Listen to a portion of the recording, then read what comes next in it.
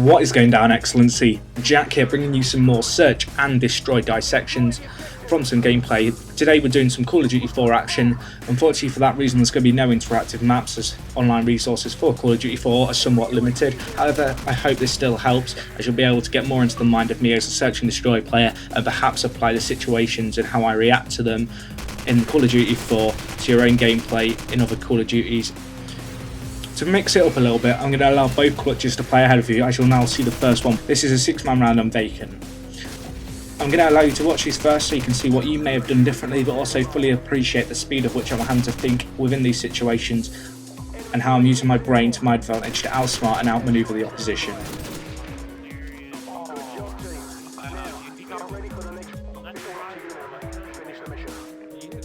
Okay guys, let's go on with this first dissection that comes on vacant attack. As you can see, we're 3-0 down, having been on defence. We're in a very poor way. 2 teammates are AFK, and the one other teammate is pretty much useless, having only collected 1 kill in 3 rounds.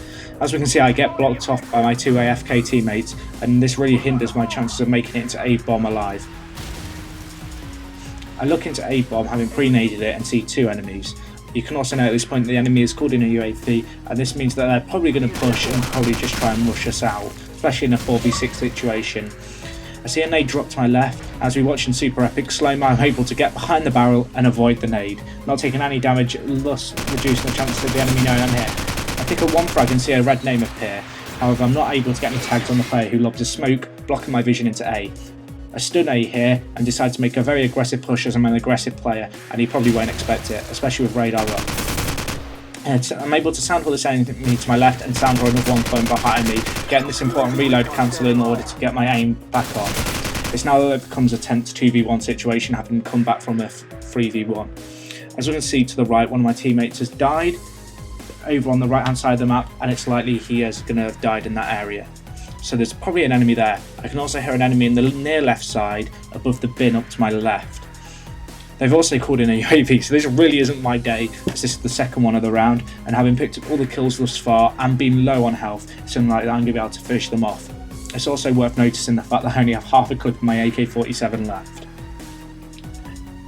I look to my right and pretty fortunately get the final frag before switching to my deagle and picking off a kill of the guy coming in the window with sound horde.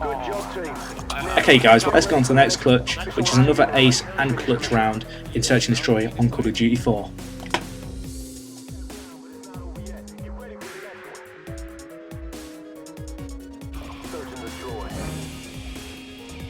Destroy the objective!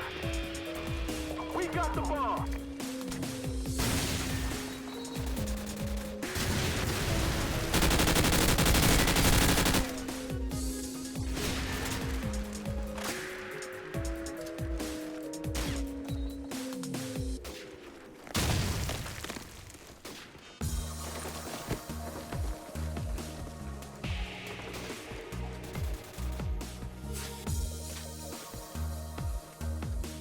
Get to it, Marine! You're all that's left!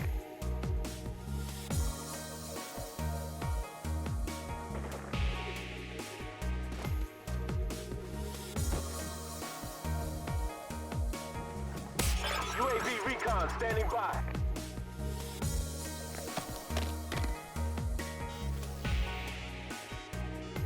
The bomb has been planted. A UAV is on mine.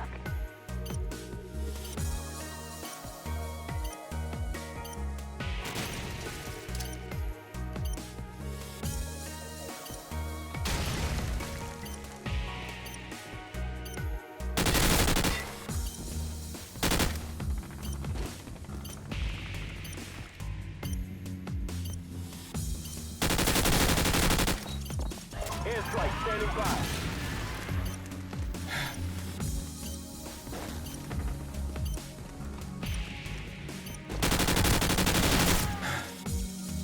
Good job, team. Get ready for the next round.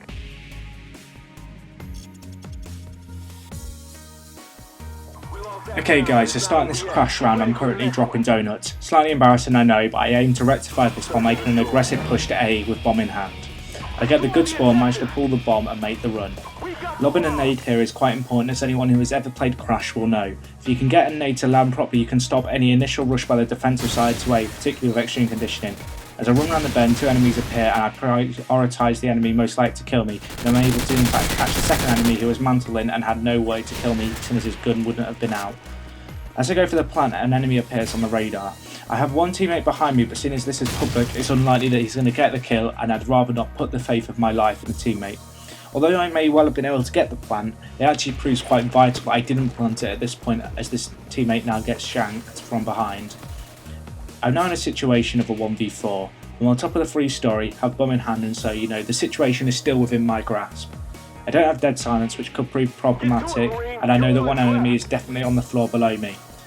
I'm also aware I'm one off a radar, and one more kill could really help me get out in this 1v4 situation.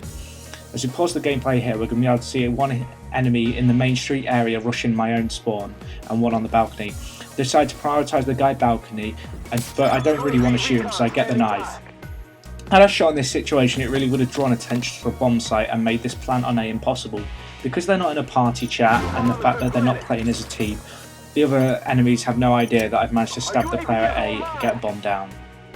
So it's now a 1v3 situation, and as we can see, having called in my radar, none of them using counter UAV.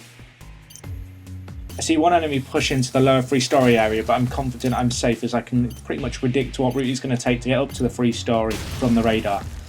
As you can see, I'm able to predict the guy pushing ladder and pick him off at the same time as sound horning a guy on wooden balcony.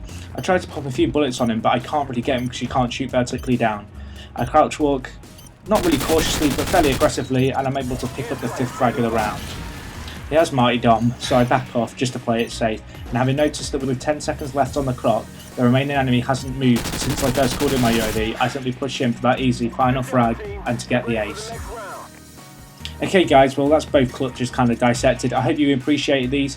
If you enjoy Search and Destroy gameplay and want to improve a bit more, drop over on my channel. I tend to do a lot of live commentaries in Search and Destroy, as well as informative ones. So yeah, thank you for watching guys, much appreciated. If you enjoy this video and want to see more on the series, smash that like button, it really helps out the channel, and I will talk to you all very soon. I'm out.